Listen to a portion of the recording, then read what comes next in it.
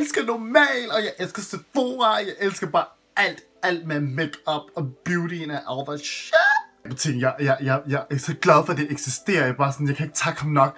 Alt er bare så billigt, og det er bare så godt og billigt, og det er bare så crazy nogle gange, at jeg tænker bare, du ved, my NARS and my Benefit and my Billy Pure and MAC, and like, oh my god, this is so cheap, og jeg er bare sådan lidt, jamen, nogle af de billige ting er faktisk rigtig godt. I love it.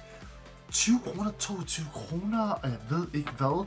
Altså, det shop, man, altså det er det, altså jeg synes det er bedre end Body Shop faktisk. Men den er så fed, og den er rigtig god til mine fødder.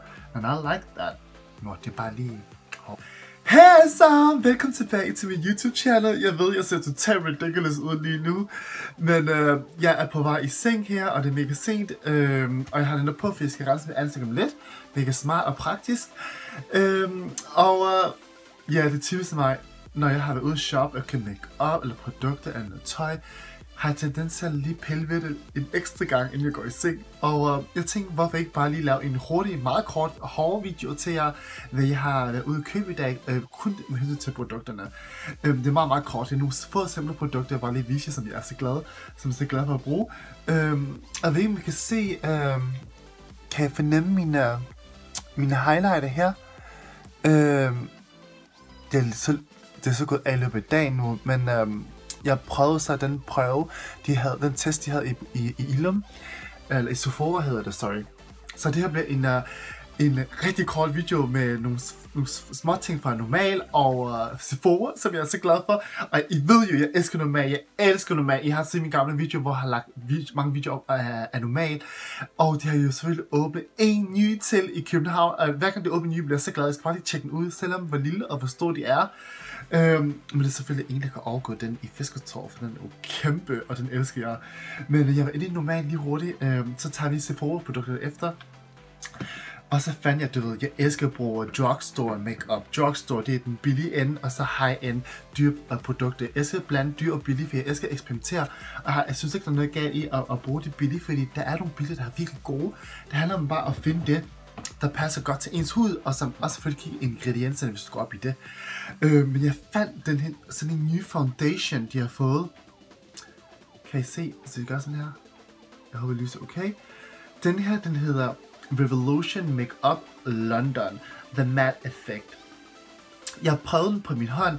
Jeg har taget farven Natural Beige, og der står foundation up to 16 hours. 16 timer holder den til, siger de. Men jeg prøvede det på min hånd i butikken, og den så flot og så god og meget matterende, og virker som om den har en rigtig god dækkeevne. Så det glæder mig rigtig meget til at prøve i mine kommende makeup tutorials. Jeg tror, jeg laver flere makeup tutorials med normale produkter, fordi det kan jeg godt lide. Selvfølgelig er der også nogle med andre lækre mærkevarer. Og jeg elsker jo... Jeg bruger jo concealer fra Normal, og jeg elsker dem. Jeg elsker at blande dem fra... Jeg bruger også den fra... fra Billy Pure, og jeg bruger også dem fra MAC, og jeg bruger også dem fra NARS. Men jeg elsker 2 concealers fra Normal, og jeg har fundet en til, som den her jeg har fundet i den nye Normal butik her i København. Den hedder... Det er fra mærket W7 Skin Fresh Concealer. Og jeg prøvede den, og den virker mega tyk og lækker. Det er i den her form her. Den bøjer lidt. Og den vil være rigtig god til at lave highlighting og contouring. Og skabe den trekant lige her.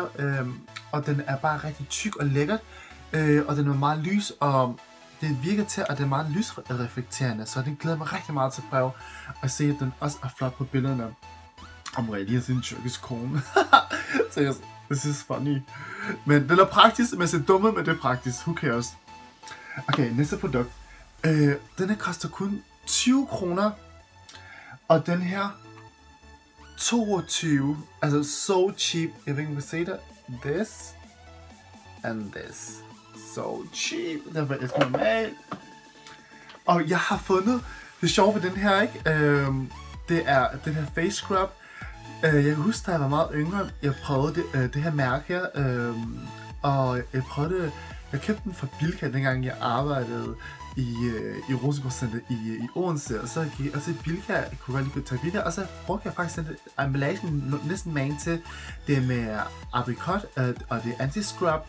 Og jeg kan bare huske, at jeg var rigtig glad for den dengang, og den havde nogle store korn, det kunne jeg godt lide, og jeg følte, at jeg blev ren.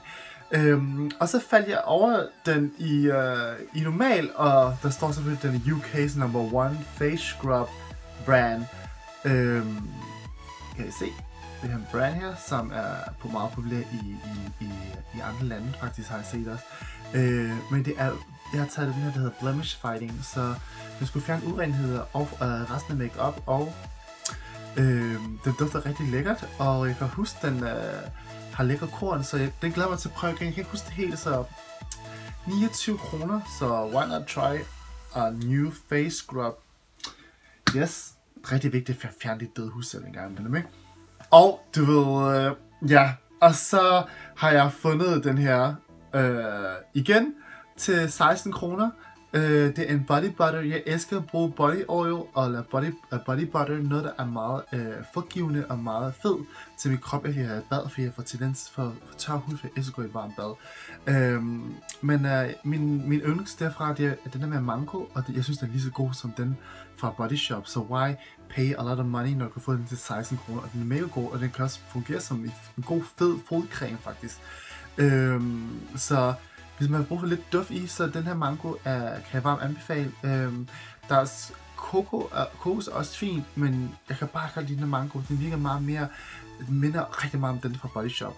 De andre er ikke helt optimalt, synes jeg. Nå, men det er de 4 ting fra normalbutikken. Så kom vi over til Sephora. Jeg elsker Sephora, og jeg er bare ikke så tit inde i København. Jeg er ikke så tit inde på Strøget. Fordi det skal vise sig hektisk nogle gange, og jeg kan bare godt lide at købe ting fra nettet. Det er hurtigere, og det er praktisk mere for mig. Jeg glemte lige det her produkt her. Den her fra Normal også. Jeg elsker lip gloss. Der har et skin-effekt. Jeg kan også lide materien, the matte look med nude farve. Men jeg tænkte så, du ved, why not den nye en. Den er mega billig, 49 kroner. Fra L'Oreal. Glam Shine, det er den Beyoncé har lanceret på et tidspunkt, og jeg prøvede den på min hånd, og jeg tænkte bare, at vi lige prøve den, og det var mega flot. Så det glæder mig rigtig meget til at vise jer i mine make-up tutorials, og jeg lover, at jeg kommer til at lave mange flere. Så jeg skal bare lige tage mig sammen, og jeg har fundet ud af, at det tager ikke så lang tid. Lige nu optager jeg faktisk med iPhone, så det er meget nemt og praktisk, og så bare lige, i stedet for at sætte alle de stativer, alle de shit op, jeg tager hatten af for de andre YouTubere har kæft af sig. Jeg har bare ikke tålmodighed til det, men jeg vil også gerne gøre det en gang imellem, men jeg tænker, det er praktisk. Og så til mine Sephora-produkter. Nu tager jeg lidt hurtigt, fordi jeg vil gerne i seng. Som sagt, jeg elsker på highlighting, og jeg elsker på masser af highlighting, især til events og rulleløbearrangementer. Det er vigtigt for mig, at når man får taget et billede, man ser bare godt ud, og min makeup også tunge i forhold til min hverdags makeup. Fordi kamera tager næsten over 50% af ens makeup. Seriously, under lighting, det betyder rigtig meget. Men jeg faldt over Sleek. Det er et mærke, som de fleste nok kender, især af makeup lovers. Sleek laver lækre produkter til overkommelige priser. Det er ikke dyre, det er ikke billige. Jeg har set den mange gange, men jeg bare tænkte, jeg har så mange andre make-up og highlighting palette.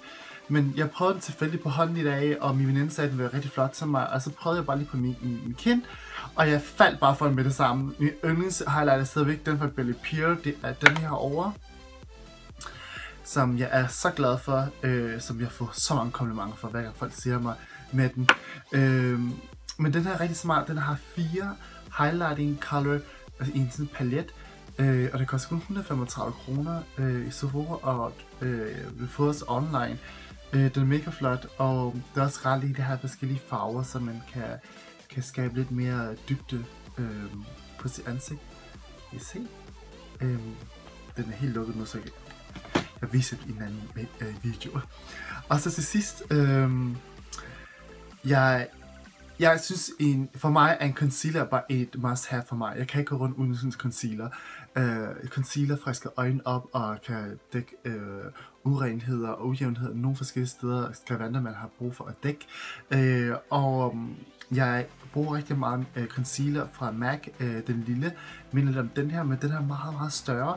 Og jeg har altid været ret skeptisk over Sephoras egen make-up produkter. Så jeg prøvede nogle af deres ting i dag på min hånd, og jeg har brugt deres foundation før, hvor jeg ikke var så glad for den, men jeg prøvede så deres concealer, og I'm in love. It's thick og perfekt, god dækkeevne, og den er tyk, og den bliver ikke udtør med det samme. Man kan lige fordele den, inden den bliver tør, og den er meget større end den fra MAC, og den er bare perfekt, og den virker til at være lysreflekterende, som jeg bruger omkring øjet. Ja, og den her jeg har taget, det er, I kan se, den ser sådan ud, kun 110 kroner. 110, det er ligesom L'Oreal eller andre mærker, men den er rigtig god, rigtig tyk og fed. Og jeg har taget farven 26. Der er op til, jeg tror det var 16 til 28, så de laver faktisk foundation concealer til de fleste hudfarver, så det er nemt og lige til. Men den kan jeg varmt anbefale. Den har jeg faktisk på nu. Jeg kan ikke se det. Jeg har faktisk den highlighter på den her tone her, den mørke, som jeg kunne komme herop. Og så har jeg concealer rundt om øjet, og så har jeg selvfølgelig cake i mine bake i mine øjne omkring med en puder fra Sephora. Og så har jeg faktisk, i dag har jeg Estée Lauder foundation og en Dior puder over det hele, og så noget bronzer. Jeg tror det var faktisk fra Elf. Så det blev sådan, ja, det er det jeg har på. Og så selvfølgelig mit sleek highlight, som jeg har taget, som jeg prøvede lige at concealer i Sephora. Men jamen, det var lige en kort haul-video med de ting, jeg har fået, så jeg er rigtig glad, så jeg blev ved med at kigge på dem og sådan, du ved. Ja, men det er typisk mig. Men jeg vil smutte i seng nu, og jeg glæder mig til at uploade den næste video til jer.